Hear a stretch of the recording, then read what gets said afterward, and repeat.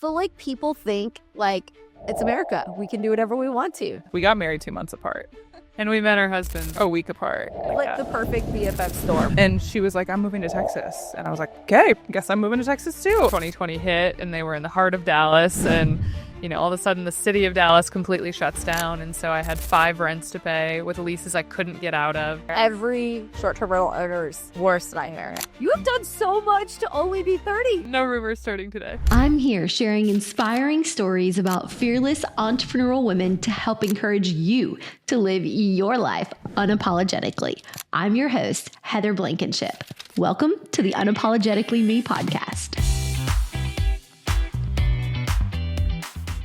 On today's episode, I'm joined by the Karwells, Emily and Sarah, who are 2 amazing best friends who's managed to stay friends and business partners. You will not believe the story about how the city is shutting down their Airbnb and how they're losing tens of thousands of dollars. Stick around to see how it turns out. Emily and Sarah, welcome to the show. Thank you. Happy to be here. So I'm so excited to talk to y'all today because I've kind of followed you. I can't even remember for how long. I think it started on TikTok. Yeah. You and I had a couple messages on TikTok like a couple years ago. Yeah. And then we met at HostCon. I was teaching at Rob Abasola's event in Texas.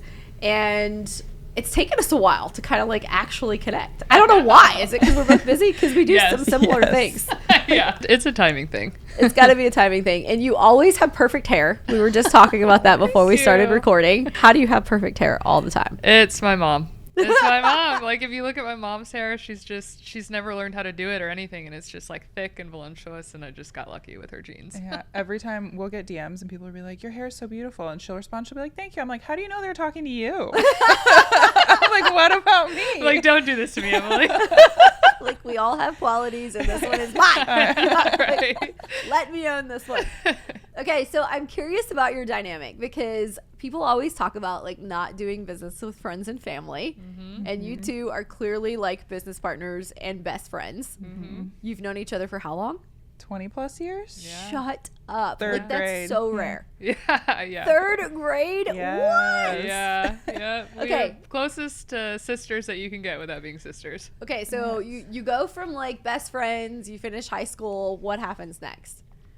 We lived together in college. I was actually going to go super far away, and she was like, please don't do that. Please go to the school across the street from me. And so then I have to move if you're moving. Yeah, so we went to college together, and we lived together with a few other roommates over the years. And then when she graduated, I was on pause. I think I was like on a waiting list for a nursing program at the time. Didn't end up going for nursing, and she was like, I'm moving to Texas. And I was like, okay, guess I'm moving to Texas too. And so we picked up and moved across the country together and lived together there as well. Why were you moving to Texas? I had $20,000 in student loan debt, and I just Googled what state didn't have snow that paid interior designers the most. Okay, so we randomly moved to Texas, both of you. Yep. And then what happens? You still had some years of college to finish. Yep, I ended up going to University of Texas at Dallas for biology at that point, and then found out I hated the medical field, and I always wanted to be in retail and fashion, and so I transferred to University of Houston and got a degree in retailing and consumer science and global retailing. Yeah. So I finished school there. Yeah, and then when she finished in 2020, I had been working for an architecture firm for a few years. And I had just started investing in arbitrage units, and 2020 hit, and they were in the heart of Dallas, and all of a sudden the city of Dallas completely shuts down, and so I had 5 rents to pay with leases I couldn't get out of. And Emily was trying to find a job. I got a job offer the day before the world shut down, and then they were like, never mind. Yeah, we're going to take it back. And so Emily and I both were like, oh my God, what are we going to do? Like, I have rent to pay that I can't afford, and you have debt to pay and no job. And a lot of student loan debt. Yeah. And so we just, we went on a podcast that was like a local DFW podcast for Airbnb specifically. And we just were like, let's just say that we're designers. Like let's just like start offering the service without really any experience, because Emily had helped me design the 3 units that I had, and so we had a portfolio of 3 little tiny 1-1s that was kind of our jumping off point. And when we offered it on that podcast, we just started having clients that were like scaling throughout COVID, and so we just started designing together as just like we're not doing anything else. So, and it just spiraled from there. Okay, so at what point are both of you married or just you? Both of us Yes. are married. Okay, what point did you get married in this process? 2019. So right before I finished school and we started this, we got married 2 months apart. And we met our husbands, what, a week apart? A week apart. Yeah, we got engaged like a year apart or something Yeah. This is like like that. the perfect BFF storm. Yeah, Right? everything we do together except for have kids, because now I have a 15-month-old and she doesn't have kids. She's like, how dare you let me do this alone? Okay, I'm so it's like sorry. a true testament, right? Because most friendships, they like don't make it after high school, and then they don't make it after college, and then they don't make it after you have a career, and then they don't make it after you get married, and then they don't make it after you have kids, and you've like truly made it through all of this. Yeah. Yes. Now let's add the business in. Yeah. And what happens? I mean, I think we had partnered in so many other capacities our entire life, of being teammates, being roommates, going to school together, going through hard times and awkward times in high school and middle school. And so when it came to starting a business, it's like there is no one on this planet that I know that I function well next to more than Emily. And we are so polar opposite in so many ways. And so we've just never stepped on each other's toes in any of those capacities. And so when they talk about like good business partners, one being a visionary, one being an integrator, we just naturally have those roles anyway. And so Can I guess who's the visionary? Who's the integrator? Yeah. Are you the visionary? Yeah. Okay, that's an easy guess, right? Yeah. Okay, so for the listeners out there who are like, I have this BFF, and we would love to be business partners. We've talked about this.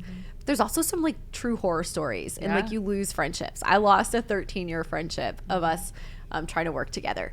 What kind of advice would you give them to kind of try and keep that relationship as opposed to jeopardize it? Yeah. I think we went into it thinking like we'll be able to keep our business and our friendship separated, and we had this idea that it was going to be, and it's go into it understanding that that's not reality.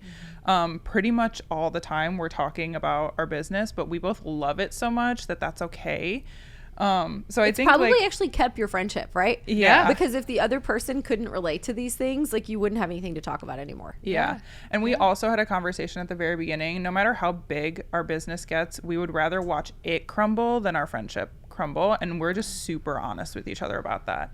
And so I just think that like starting the business with that mindset, I've just kept it the whole time. And I know Sarah has as well. Yeah.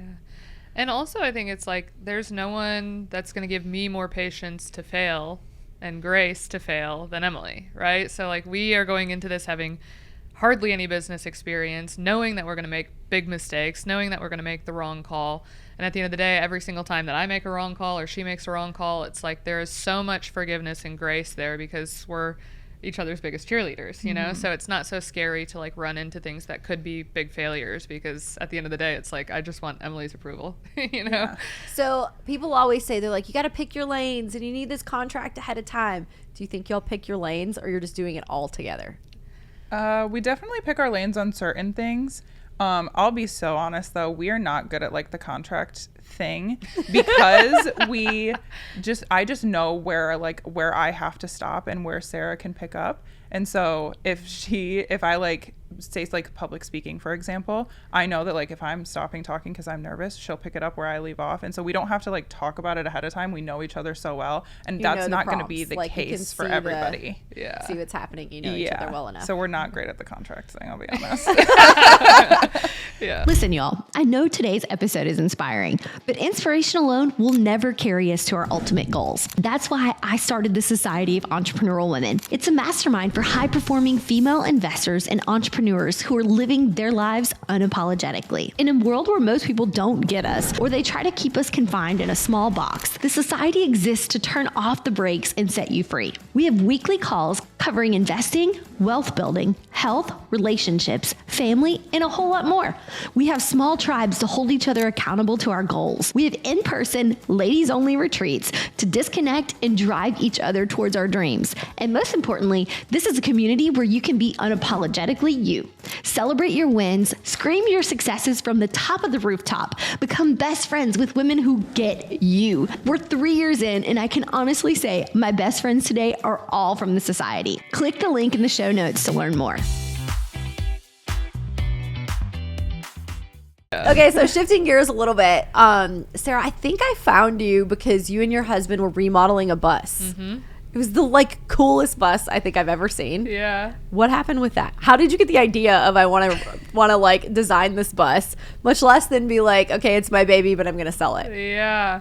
Well, my husband has a thing for old funky vehicles. And so he found this bus. Wait, does your husband work with you or he has a separate career? He has a separate career. He actually just sold his business 2 days ago. Oh, congratulations. So now That's he's huge. shifting over into our world. Oh, a new like wrench in the... Okay. Yeah. Okay. Yeah, which he started his business not out of passion, out of necessity. And so it's just his time to like let the thing go that's been providing us income for so long, because now he wants to do the thing that he's passionate about, which is way more aligned with what we do. So but so fun. yeah, it's a great phase of life to be in. But we had a Volkswagen van. We lived in that for 6 months. And so when Ethan saw the school bus, he was like, man, it was right after one of our friends had passed away from cancer. And he was like, Sarah, we need an era where we're kind of unplugged, where we're like doing something different. We're shaking up our environment. And so he had found this school bus and he was like, I want to buy this bus. I want to live in it. I want something bigger than the Volkswagen van that we had lived in. And so we bought it, and I was like, man, I want to figure out how to monetize this. Like, you know, you want to live in it for a few months, but after that, I want to monetize it. And so we renovated it and made it much more Michigan aesthetic, because we bought it in a little beach town, and it was like teal, and, you know, it belonged on the beach, and we were going to be putting it in the woods. And so we ran that on a campground. We arbitraged a campsite, and we made a relationship with a campground owner who loved the idea of renting out their own RVs, and they wanted to see how we were doing it. And so we ran that on that campground for 3 summers. And then this year, we're kind of prepping to do something bigger. Well, that's why I'm in your mastermind. I'm like, okay, I want to do something that's more consolidated. I want some to kind of put a pile of cash together to put it towards something else. And So you bought the bus for how much? we bought the bus for $32,000. Oh my God. And it worked. And it worked. We drove it all over the country. Okay. So we said 32,000 on the bus. How much did you spend on the renovations? $3,000. We need a picture of this bus to add so people know what we're talking about. So we put $3,000 into design. Yep. And you arbitraged it. Yep. So you made how much during that time? We would make, altogether throughout the summer, we would make about $15,000 to $18,000, and it would cost us about $5,000 to $6,000 in expenses to rent the RV spot and have supplies like s'mores kits and things like that. So you've made back maybe the cost of the bus. Yep. And then you sell it for how much? We sold it for $56,000. Wow. So that, and plus you got the experience of being Yeah. able to live in it. And so it's totally a win. Yeah, it was like, you know, we weren't going to make the amount that we were making from selling it for a few years running it. And so we were like, okay, it's time to let that bus go. I actually got to meet the people who bought it here. I didn't get to meet them when we sold it. So Oh, it was fun. cool to actually hear how they're doing with it. But it was just that branding component, really, and then having the numbers of what it could produce that resulted in us being able to sell it for the profit that we did. You have a beautiful property in Michigan. It's like amazing. Yeah, the design, thank you. the amenities, like it's like the queen of short-term rental properties, right? Yeah, she's beautiful property. So talk to us about the property and then how that progressed. Yeah. So, I mean, I found the property and I just fell in love with it because it's this big, beautiful, historic home. In what year did you find it? We found it in 2022. Okay. It got listed live on Airbnb early 2023. On a lake in Michigan. Not on a lake, just off a lake. It's about a quarter of a mile from a lake, but it had a pool. It's got hot tub. It's got a speakeasy in the basement. It holds 16 But an area people. people are coming to visit this lake for. Not really even. Really? That's didn't- how you portray it on your videos. Yeah, I know. It was one that just didn't really comp at all. And there are so many other bigger markets around it that are much more tourist focused. And I just saw this one town that didn't have a whole lot of accommodations, a whole lot of tourism. And I was like, man, this could be a huge win for this city. And I found investors who just kind of believed in that dream and loved the house and saw the vision. And so they were like, yeah, we're willing to take this risk with you. And it was a huge win for the city of Cadillac, but they changed short-term rental Okay, regulations. so we buy Cadillac, what do you call it? Orange Cadillac. Orange Cadillac. Yep. So we buy Orange Cadillac. You do the whole design thing, Yep. which y'all are super talented at. Thank you. You add in the amenities, which Yep. are what? Pool, hot tub, speakeasy, game room, the whole 9 yards. And it looks amazing. Yeah. It like photographs really well. We're cash flowing. Yeah. We the first year we ran it, we made $190,000 in revenue on that thing. Shut up. That's amazing. Yeah. And like nothing supported that number from a numbers perspective. And on it's the like a beginning. true testament to like what design can do for a property. Yeah, design and great management. Yeah, I mean it really knocked it out of the park. Well, I think one thing you're also not mentioning is it was a 3-bedroom and you turned it into a 5 because there was so much unused space in it that like adding that extra sleeping without making it a heads in bed situation also really like turns that around. Yeah, the house had 3 living rooms and we're like, we didn't need 3 living rooms. We needed more bedrooms. So you're making this amazing cash flow. Yeah. We fast forward to a couple months ago, and what happens? The city changed regulation. They made it to where, you know, only a certain zone was allowed to operate short-term rentals, and we This is share like every short-term rental owner's nightmare. worst nightmare. And we literally share like 2 of our 4 sides of our house is butted up next to the zone that allows Airbnbs. So like the one that's not allowed. Yeah. We're in just this. Do you feel singled out?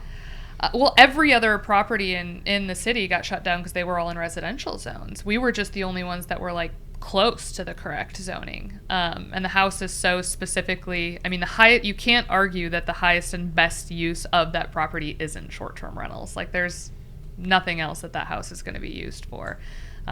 It's just that the city is, you know, they were very anti short-term rentals. So what happened? Did they send you a letter? Did you get a notice? Like what happened? They sent 2 letters to my business partner, Matt, on the deal, and he didn't receive the letters.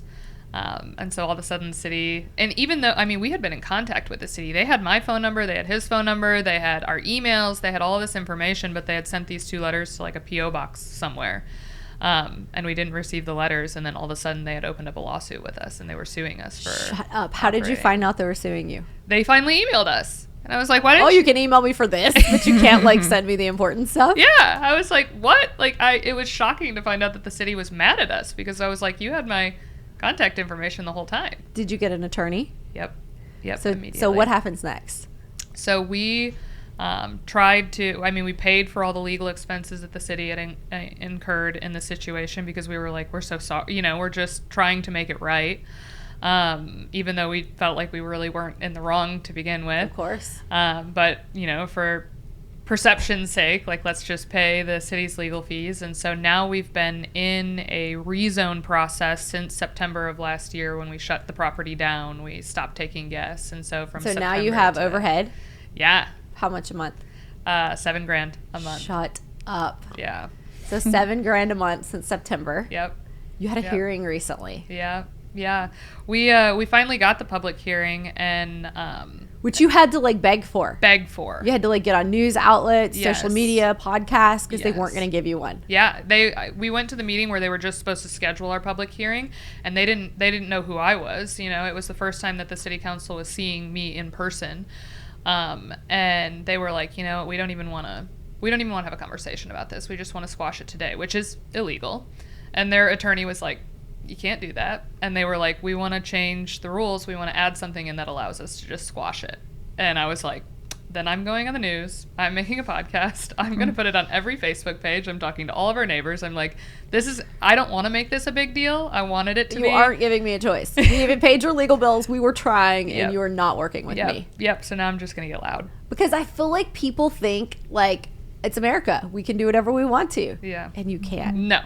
Especially when the city gets involved, you're screwed. Yeah. And they're like monsters. Yeah. They're literally like the mob. Yes. Because you have to pay them money or they put you in jail. And even when you do pay them money, they're still like, you're in the wrong. And I'm like, what? Why?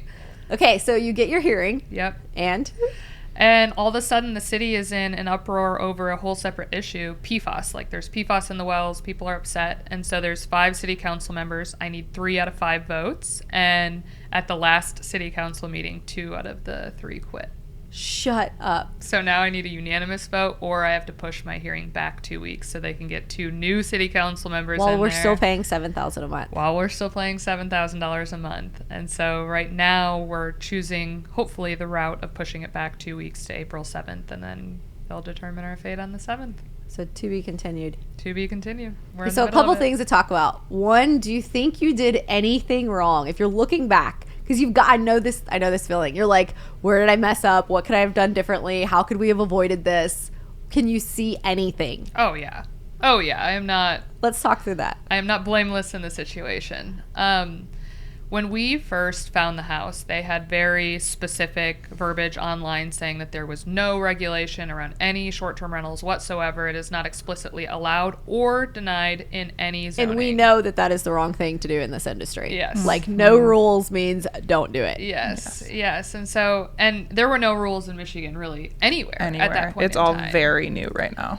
And so we just happened to purchase the house at the exact same time that the state decided not to regulate it at the state level and push that responsibility down to the cities and counties. Like, literally, we bought it in November and that decision was in December. Okay, so mistake number one was buying somewhere that doesn't have regulations in place for you to follow. Anything else?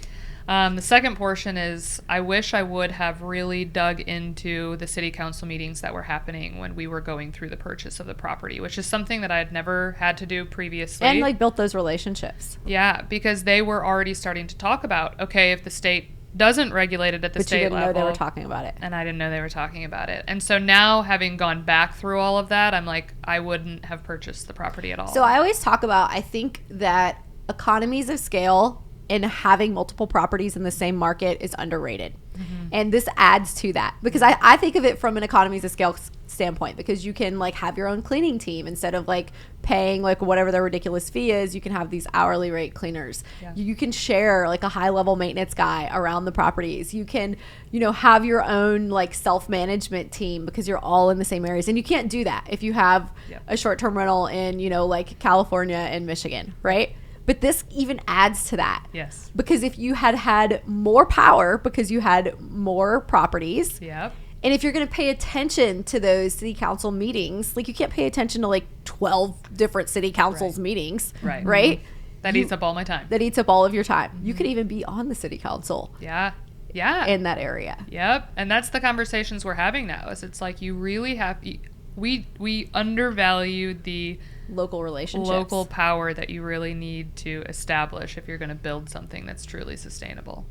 And so now we're like, okay, scrap it all, sell it all. I'm going all in on your route. So this is making you have these thoughts of like, holy crap, I've been listening to Heather about these RV parks. I just want an RV park. Yeah, that's exactly it. I'm like, okay, well, we just, you know, we've spent the last 5 years kind of getting our feet established in that, you know, we are good designers. We are passionate about hospitality. We do know how to offer a good experience. And a lot of the skills are transferable, right? Yes. It's outdoor hospitality as opposed to like regular hospitality. So a lot of transferable skills. Yeah. And even listening to you speak yesterday, I was just like listening to you in comparison to the others. And I'm like, it just solidified why I want to do what you're doing. I just was like, look, I see what other people are doing, but no.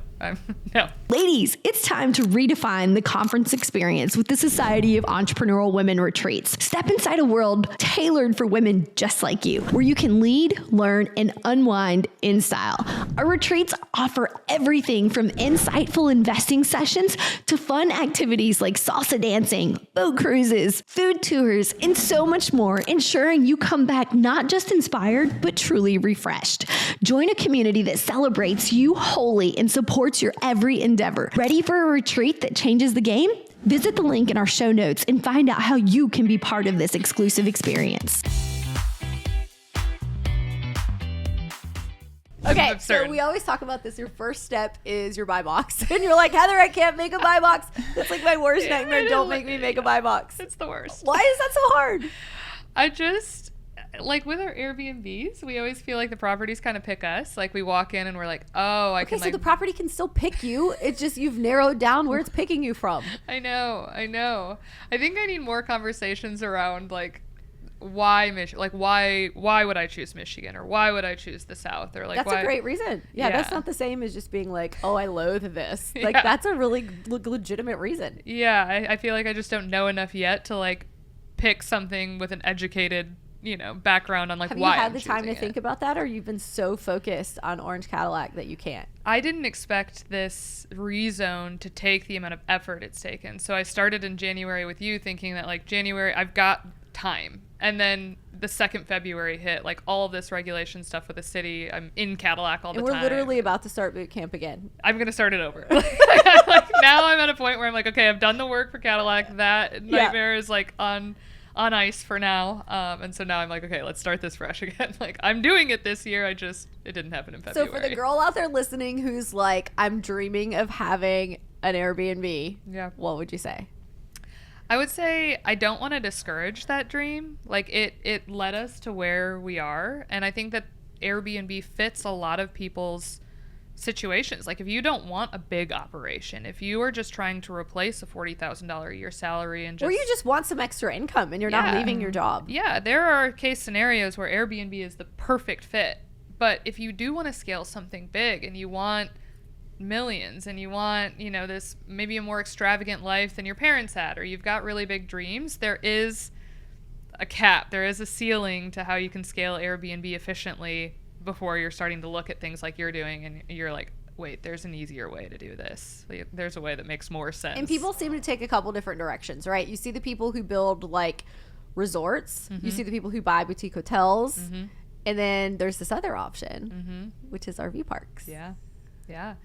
And I think the thing with RV parks too is it's like you have so much creative freedom. Like you're putting tiny homes on yours, you're renting out RVs on yours. You get more of the creative freedom than with the other ones. Yeah, and you get to build all these little businesses in it, and it's not the same thing day in and day out. And there's just so much about it that I'm like, I want something that I can stick my hands in and like work on it for Q2 years. goal is we've got to find you an RV park. Yes. So Yes. for the investing, are you doing the investing together also? No. We have our properties are separate. Like I invest with my husband and she invests with Ethan as far as investing goes on the individual properties. Yeah. What made you decide to do? You like literally have been what's this movie from when we were a kid, like Separated at Birth or something like that, right? You've literally been the twins who were separated at birth. What Yes. made you decide not to invest together?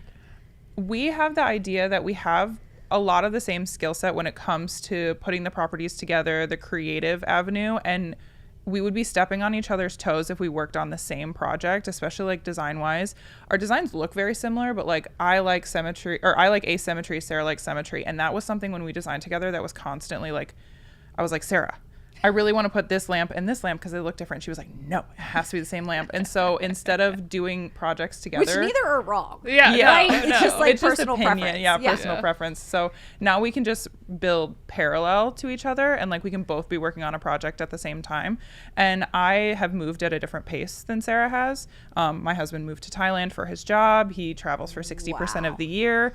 And so, and now I have a child. And so just my life has looked different in the pace that I've had to build at. And now that I have an e-commerce business, I'm also really interested in building that on top of continuing to invest in real that estate. keeps him traveling 60% of the year? He's the VP of international sales for a metalworking fluid company. So like all of Still the don't know what any of that AC, means. all of your AC units and things like that, it's like the lubricants that go on the parts when they're making them. So and what's so it like to be home alone for 60% of the time? it's very hard. It was hard before we had a child, but now that we have, I mean, he's 15 months old, so he's very active and I have one that age. yes, it's a lot. And so my day looks like working when he naps and hoping that he naps on the times that I want him something that I to. feel like people don't say out loud, because anytime you say something negative out loud about being pregnant or having a kid, people on the internet attack you. They're like, not everybody gets this privilege. Rah! You should Yes. be like, okay. So I get that. And I know that we're super blessed to have kids. We are not forgetting that part. But it's also okay to say, like, this is hard. It's very hard. I can remember the first 8 months I had Arabella. She was my first. And the first 8 months, I would count down until bedtime. I would be like, she's going to bed in 8 hours. She's going to bed in 6 hours. Like, that dying to self to become a mom is not easy. It's literally like, everyone's like, oh, you naturally have this. No, you don't. Yeah. You literally have to like die to yourself and become the woman who's going to be a mom. It's very different. And my life just has to look different than I even thought. And I wasn't planning on having kids, I'll be honest. And so it took me a while to kind of come to terms with the fact that my life was going to look different. And I love having him and he's such a blessing in my life, but it is like, I have to work at a different pace than I used to. Promise it gets easier. Yeah. Yeah, it gets. I think I used to say, like, if someone would just drop the 3-year-old off at my house, I could have like 12 of them. Like, just bring me the 3-year-olds, because you get through the like no sleep, the no diapers, no bottles. Like, they can communicate with you and tell you what they want. They can That's put their where I'm own at. food in their mouth. Like, you're not Yeah. having to stop to like feed somebody.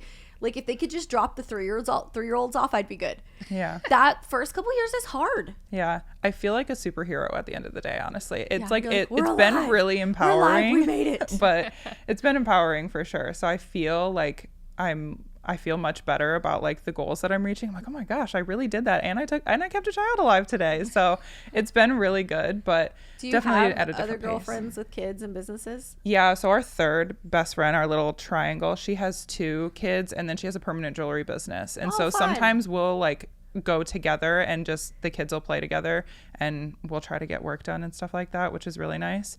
And then sometimes we just have Sarah go play with the kids in the corner. You're like the fun aunt. Yeah. She is. Okay. Okay, Sarah, do you think you'll have kids? Maybe. I had older parents. My parents didn't have me until they were 34 and my brother at 38. And so, What's so funny is that is not old now. yeah. No. Yeah. That is not old now. It was old back then. It was you old know? back then. So my parents are significantly older than all my friends' parents. Right. But I loved having older parents. How and old are you? 30. Oh gosh, you have a long time. Yeah. You have done so much to only be 30. You're both 30. Yes. Yeah. Holy we crap. were born 12 days apart. Shut Which is not up. surprising. Someone lied. Y'all were like separated at birth. I know. Other We than could be you convinced. My look due totally date was opposite. her birthday. So Shut for my mom. up. Yeah. Yeah. Okay. You gotta have you had the DNA test done, the like ancestry thing. Not yet. We I think should it's though. time for that. Okay. Maybe your parents secretly know each other. Oh, they know each other. Yeah. We live side by side. My mom and her dad were our basketball coaches growing up. So. Okay. Yeah. There's something there. Yeah, sorry, Kim and Butch. Yeah. No rumors starting today. Yeah, totally kidding. We should not go down that rabbit hole. Okay, so maybe you'll have kids. Yeah, What we'll makes see. you? I have a theory on this, but what makes you say maybe? Honestly, it's been no for so long. But my husband is one where when I look at him, I'm like, you would just be the best dad in the world. Aw. And the older I get too, it's like, the more mature we get, the more, further we get into our business, the more I'm like, maybe kids are. Do you have a like, dog? We do have a dog. Okay, so I have this theory.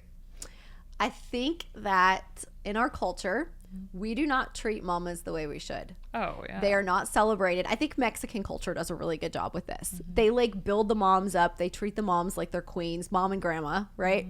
And you can even see it in like some of the Disney movies with like those roles.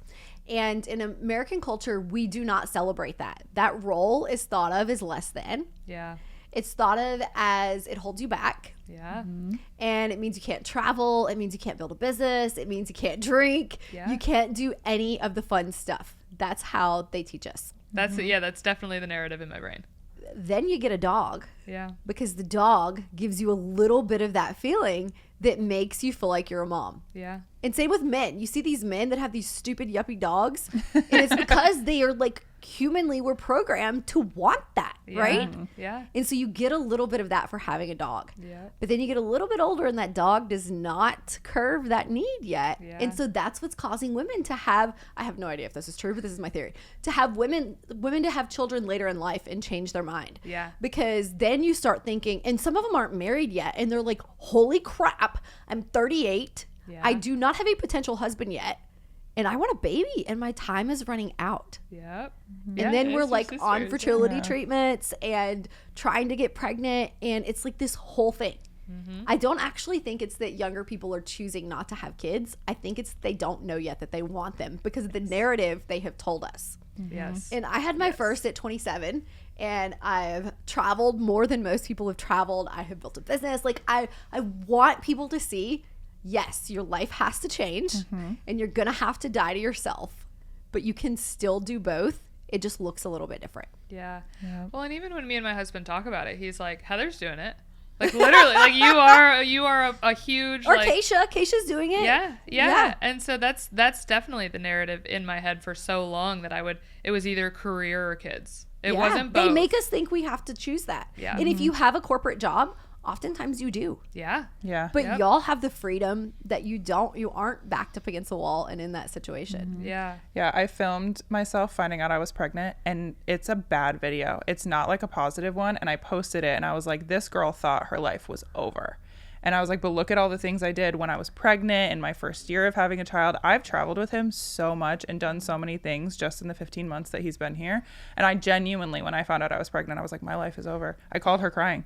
I was like, this is not it. The women in the generation before us, they had husbands that weren't supportive, that were not helpful, and we were not encouraged to do those things because we had this list of stuff back at home that needed to be done.